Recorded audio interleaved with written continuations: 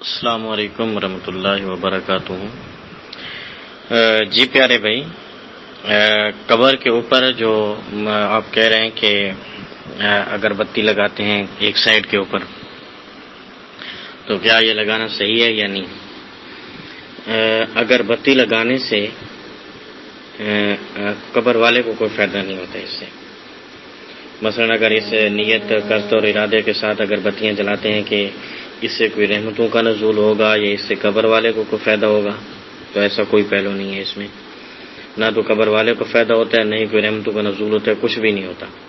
اگربتی لگانے سے، اگربتیاں سلگانے سے۔ ہاں، اگر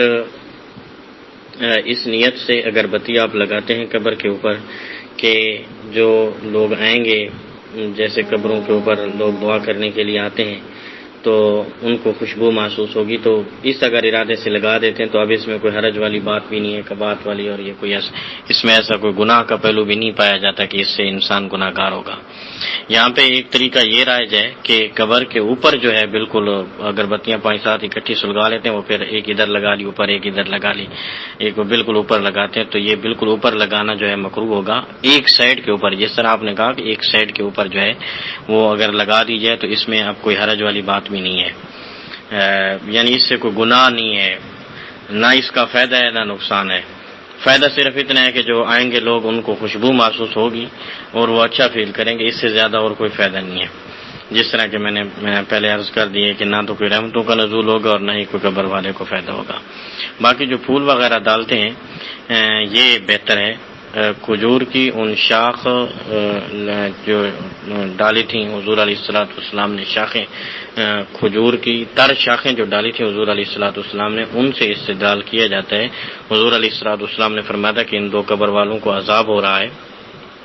تو میں یہ جو ہے ڈال دیتا ہوں، اور عذاب بھی کوئی بڑی وجہ سے نہیں، ایک چغلی کیا کرتا تھا اور ایک پیشاب کے چھینٹوں سے نہیں بچا کرتا تھا، تو جب تک یہ تر شاخیں رہیں گی قبر کے اوپر، یہ اللہ کا ذکر کرتے رہیں گی اور ان کو فائدہ پہنچتا رہے گا۔ تو اسی طرح جو ہے اسی حدیث کو لیتے ہوئے جو ہے ابو علماء نے یہی کہا ہے کہ جو قبر کے اوپر پھول وغیرہ ڈال دیتے ہیں تو جب تک وہ پتیاں تر رہتی ہیں اللہ کا ذکر کرتی رہتی ہیں اور قبر والے کو اس سے فائدہ ہوتا رہتا ہے۔ تو اب یہ اس طرح سے، اب کوئی عمل اگر ایسا ہے کہ جس کو کرنے سے شریعت میں ممانعت نہیں آئی اور وہ لوگوں کے اندر رائج ہو چکا ہے، تو اب ایسے عمل سے روکنا بھی درست نہیں ہوتا، ایسے عمل سے روکا بھی نہ جائے۔ ٹھیک ہے، لوگ کر رہے ہیں تو کرنے دیں۔ اور ایک بات یہ بھی اس میں ضروری ہے، دھیان رکھنا چاہیے کہ اس میں مبالغہ آرائی بھی نہ کی جائے کہ قبر کے اگر اوپر اگر